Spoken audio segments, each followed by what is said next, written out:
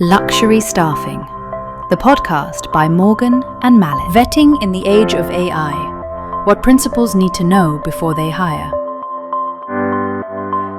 Hello there, podcast listeners. In today's Morgan and Mallet episode, we are speaking with Eric. Eric works in the New York office, and today's topic is about using AI in recruitment and Eric's role. And it's going to be a super interesting podcast. And by the way, when I ever have questions about AI and the ATS, I'm usually pinging Eric. So Eric, welcome to the Morgan and Mallet podcast. Could you just introduce yourself? Tell us what you do at Morgan and Mallet, if that's all right. Sure. Nice to be here. Thank you for having me. My name's Eric. Right now, I'm the lead for the people and operations side of Morgan Mallet. I originally started as an HR assistant and working in talent acquisition, and I still do some talent acquisition, but for my first year at the company, it was all about interviewing candidates, registering candidates, making sure their application goes smoothly. But for the past, I would say 6 months, my role's kind of shifted now to being more on the internal side of things, where I'm working on the database, making sure all the data is secure and AI is implemented within our system, and looking ahead to making sure that the experience of using our internal ATS and our external ATS works great for both our consultants and the candidates that we're working with. And so every day I'm taking feedback from consultants, I'm taking feedback from candidates, and based on this feedback, we create a roadmap about what we're going to improve going forward. That's awesome. Yeah, when I joined Morgan and Mallet, I was quite interested to hear about this ATS. I think I'd been working for about a month or two, just writing content. And then I discovered this ATS. And I remember Laurine telling me that this was a custom built software because the standard ATS solutions available at the time just were not working for luxury household staffing. So they had tried a UK solution, but it didn't obviously work for the French one. Then they tried another software, but it didn't have all the fields needed for a specific housekeeper. And in the end, they said, okay, we're going to build our own.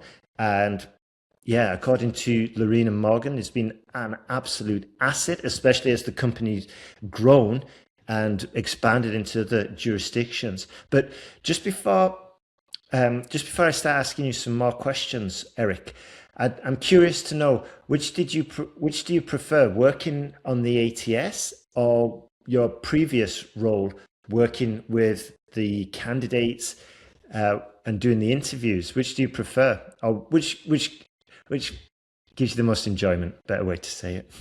I still speak to some candidates, and I'll always enjoy doing interviews. That's something I've done for so long now that it's always a pleasure to do during my job. But I have to say, I love the internal part of it too. So working on the ATS has to be my most enjoyable part. In my previous role with this company, I would give suggestions here and there, and that's kind of how I got the ball rolling to move into this position. But that was always my favorite part, creating documents, showing what things we can improve, always thinking about how we can improve the system.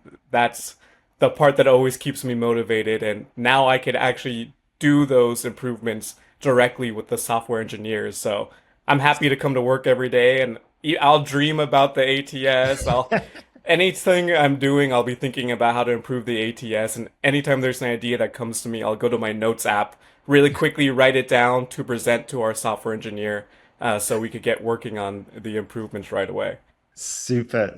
Yes, I was speaking with the software engineer this morning about, just about a process that we're hoping to get implemented soon on the marketing side.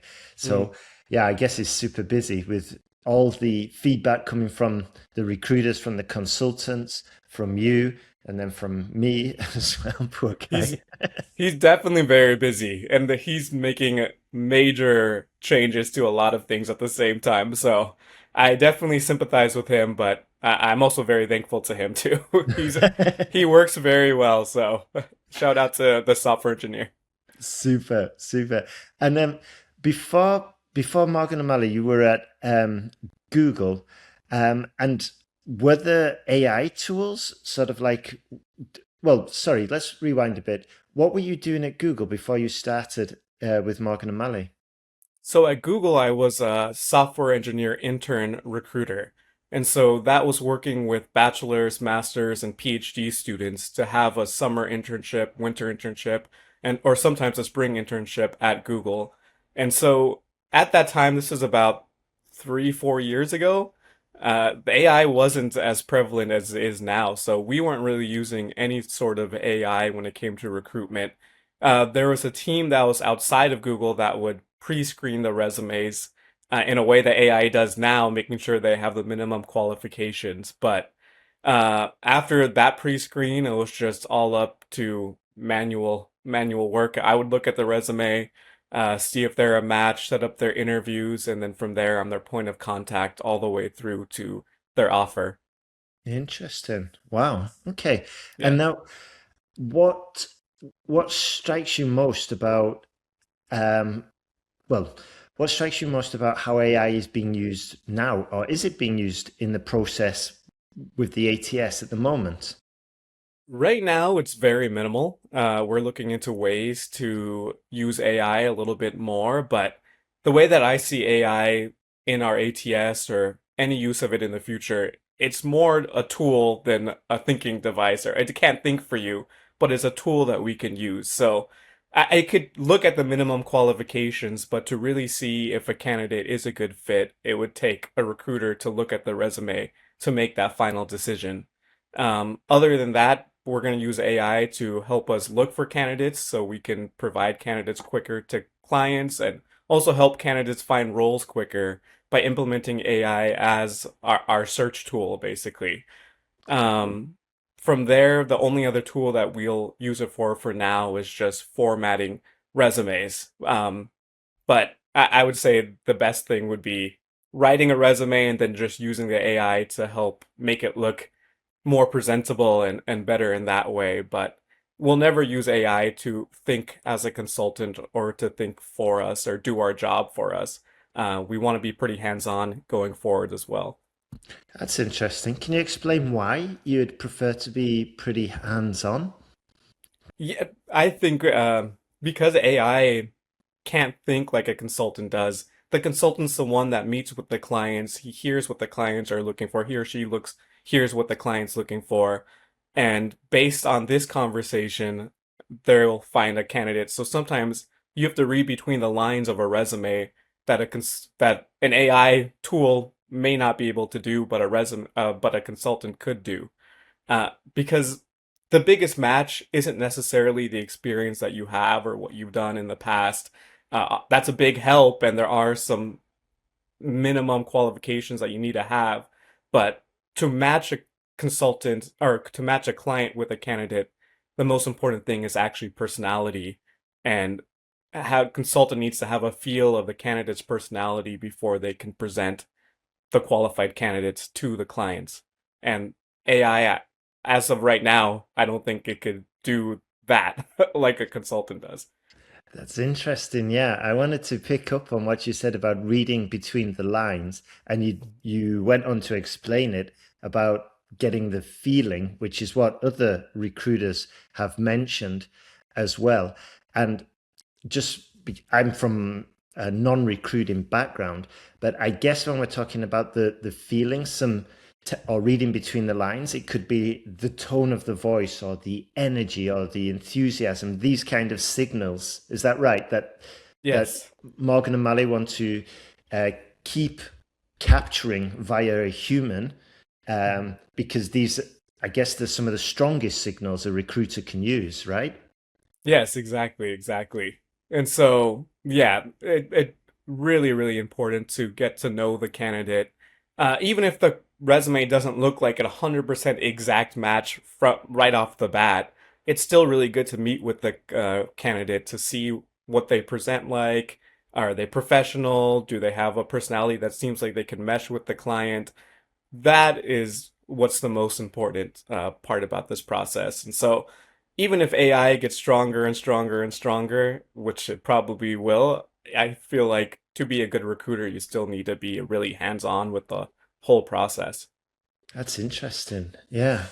And yeah, and just I was just racing ahead there, just wondering, like, I wonder if the AI will be able to pick up on these signals we just mentioned at some point. But either way, at the end of the day, if I were a principal, I would obviously at the moment anyway in 2026 prefer to have a human rather than just hand it off to the machine.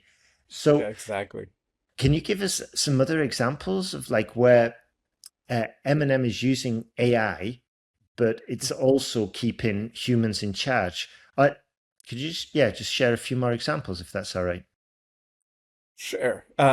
So AI is not going to just be implemented for consultants to use either. It's also for candidates to use when they're doing an application with M&M. So this is something that we're hoping to implement very soon.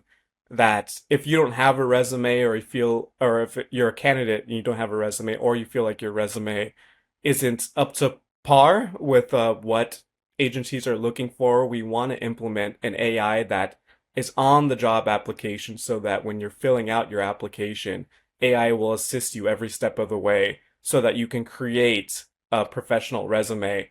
And through our website, it will already be Morgan and Mallet branded as well. And so that's one thing we're hoping to implement very soon. Another thing is when you're using our ATS, when you're logged in, you have a profile, AI should be there to assist you about how to use the ATS properly. And so we want to implement a help bot basically that you can chat with and interact with. So if you have any questions, the chatbot is there to help you out. Wow, that's interesting. And where would the chatbot get the knowledge from? It will be implemented from us. Ah, So that's something that we're going to start working on in the next few weeks. We're going to start putting together all the things it should know. I have already completed an ATS walkthrough guide. It's, I believe, 30 pages, so hopefully this will be a good starting point for the chatbot to use. But the ATS is always evolving, so it's something that we're gonna have to stay on top of every time there's a change. We'll need to yeah, implement it to the help bot, but that will come from the software engineer, myself, consultants, or anyone else that wants to help out. that's interesting. Wow, wow. Okay. Um, Now, sorry, yeah, I was just still thinking about that 30-page document because as you probably know, we've got a huge database of interviews that we've done with recruiters and we've been using it just to produce like superior content and using a little bit of AI just to format it, but the ingredients came directly from the recruiters, and from the co-founders. So I was just wondering, yeah, if you were using that database. But I don't think so, no. All right. So, a lot of principals worry that AI means less scrutiny, not more. And how are you using AI to strengthen background checks and reference verification, and compliance rather than cutting corners? Yeah, so I'll say what, like I said earlier, for us it's just a tool that we're going to use. It's not going to be doing the work for us. Yeah. So when it comes to background checks, that will still be doing those manually, since we'll need to look at the results and review everything ourselves. The only thing it could help with is reference checks. It won't do the reference checks for us and call the references or email the references, but AI is a really good tool for questions that we should ask the references about the work experience of the candidate. And so we do use AI, or it's recommended to use AI to or to formulate some of the questions, making sure that they're legally compliant, there's no discrimination, but also giving us a list of questions that will be very useful to match a candidate with a client. So in that way, AI can be a really good tool. For the other stuff, it's still mainly going to be the consultants doing it, and I don't think AI is ever going to replace them doing that work. That's interesting. Could you give me an example of like a suggested question that the AI might come up with for the recruiter to ask when they're doing the reference check? Sure. Sure, yeah. So When a consultant speaks with the client will go over the job and everything that's necessary. So what a consultant can do is take that job description, take the notes from the client, and ask AI to form a list of questions based on the job description. So to make sure that we ask the reference specific job-related questions that are needed for the candidate to be placed with the new client, if It's, that makes sense to you. yeah, So yeah, yeah. absolutely, absolutely. And I guess that speeds up the process for the recruiter as well. Yeah, and it also helps so they don't forget to ask any questions that are necessary, so they don't have to contact the reference a second time to ask these certain questions that are needed. Every job description, every client is so different that there kind of needs to be different questions asked uh, for every single job that we post. Absolutely, yeah, that's interesting. And just going back before you mentioned about the formatting the CVs, I was speaking with a recruiter just last week, and she was bemoaning the fact. I think she actually came up with the title of one of a piece of content. It was something like, on, yeah, she said something like these candidates they're applying for six-figure salary jobs, and their CV look as though they're going for a job at like McDonald's or something, you know? Mhm. And Mhm. she was really frustrated with that. So I think the candidates will be more than happy to take that task off them, and they just go through it, and then they get this beautiful polished resume. That sounds Yeah. pretty cool. How So far is yeah, that? How that's far? Sorry, go on. no, I was gonna say that's very close to being done. So actually, I have a meeting with the software engineer in about a couple of hours that where we're gonna try to finalize that. And so even for that, I had to make a 10-page document exactly how to go step by step by step through the application process for candidates. But there's going to be two different ways for candidates to upload their resume or to create a resume. One will be uploading their resume, so like that other consultant was talking about, some resumes are not up to par. They're not ones that we would want to send to clients. And so if you have a resume like that, you'll be able to upload it, and the AI will be able to take all the content from that resume and input it into an M&M formatted professional resume. And then the other option is the one I was speaking about, where if you don't have a resume, or even if you just want to create a resume through Morgan MLA, uh, you'll be able to do that with a step-by-step process. That's awesome. Yeah.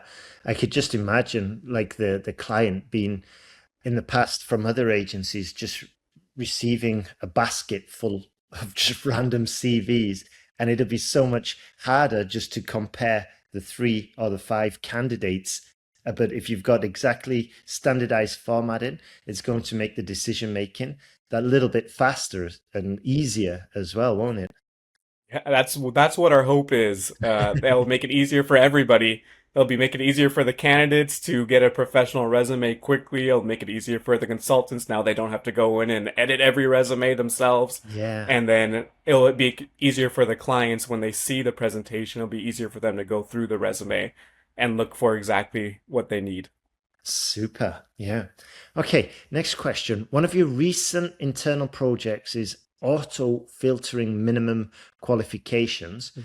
and standardizing how it all looks. Actually, we just answered that, haven't we? Why does that matter to the client? On the other end, I just, sorry. All Yeah. right. Let's, next one. What would you say to a principal who asks, why shouldn't I just use a free A chatbot to find a nanny or a chef myself?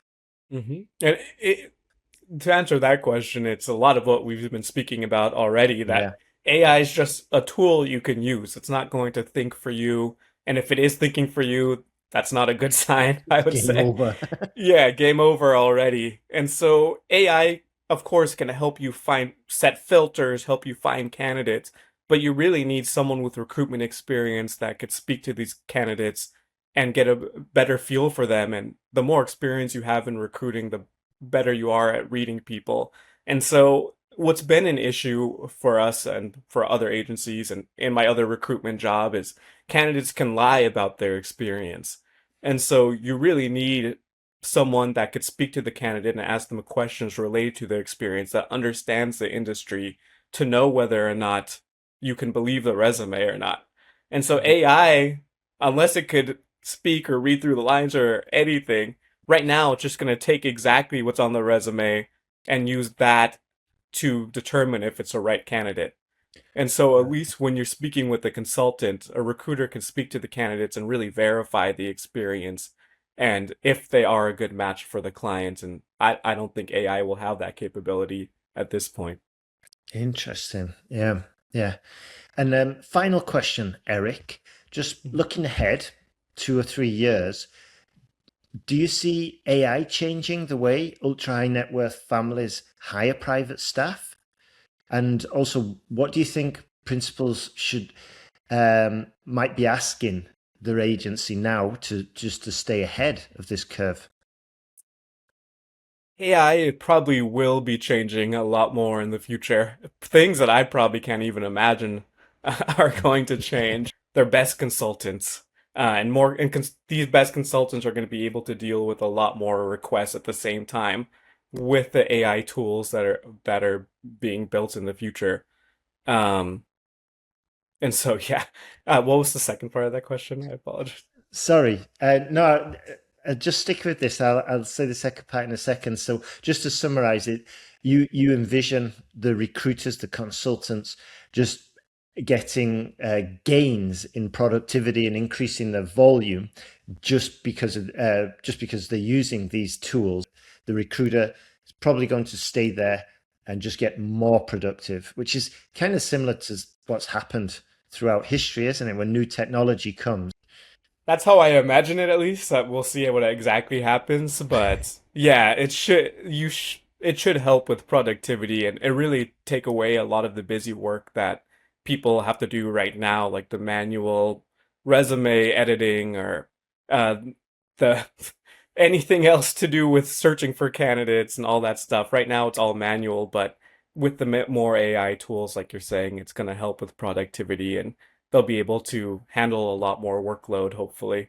Yeah, so like less admin and more speaking to clients, speaking to Exactly. candidates, and yeah, just more productivity, I guess. Yeah, Exactly. The important thing, speaking with the candidates, speaking with the consultants, or speaking with the clients, that's what the consultants can focus more of their time on rather than the things that an AI tool can do yeah. in a few seconds. Super. And the second part was like in a few years, what should principals be asking their agency now to stay ahead? Like, for example, should the principals be asking like to what extent are you using AI or how are you using AI? What do you think they should be asking? Yes, I think that's a really good question to ask. I'm sure that when it comes to the exact process of agencies, a lot of times clients don't know exactly what's happening behind the scenes. So if they do want some clarity, especially when it comes to the AI use, that's always a good question to ask consultants so they could get a really good sense of how we work, how other agencies work. That's great to get ahead of everything because I would feel like if I was a client, I wouldn't want to hear that AI is doing all of the work for all of the consultants. If I were to ask about AI, I would hope it'd be just as a tool, like I've been saying, to just help try to match candidates quicker, but not doing all the thinking for the consultant. And I would want the consultant to be a lot more hands-on because then the other question will come up. If AI is doing all of the work, then What? what are you doing, Yeah, basically? exactly. And Good so point. I would yeah, I would hope that the clients ask the consultants about how much AI is implemented, and that's a good way to get ahead and then start help them make a decision too. Yeah, absolutely.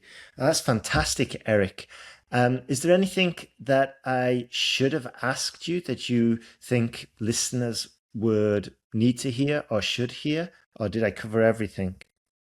I think we pretty much covered everything, but my one advice for listeners, especially if you're a candidate, I would say make sure that you do know all of your experience. AI can take things from other resumes or other sources and put it on your resume. So always double check and make sure that everything on your resume is something that you could speak to.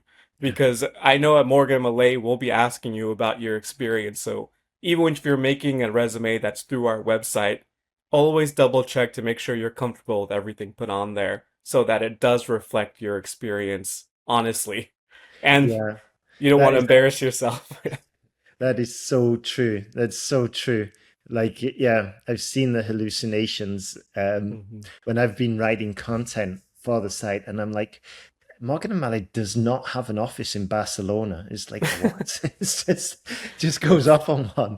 So it's yeah, taking sources that you don't even know. exactly. Yeah, it's madness. Yeah. So I think that's everything, Eric. Thank you very much. And just for the listeners, if you do want to hire somebody, or if you're thinking about it, you can get in contact with Morgan and Mallet at householdstaff.agency. And even if you're just considering, or you've got a place, a position in mind, or even if you just want to know about the salaries, get in contact, fill out the form, and one of our recruiters will be in contact with you and we can help you out. And also, for the listeners, we are on Spotify, Apple iTunes, YouTube. We're on all the major platforms, so subscribe and you'll be updated when we release new episodes. So thank you very much for listening, and thank you, Eric, for joining us. You've been a super guest. Great. Thank you so much for having me again, and I hope the listeners enjoy this little look behind the scenes. Absolutely. Thank you.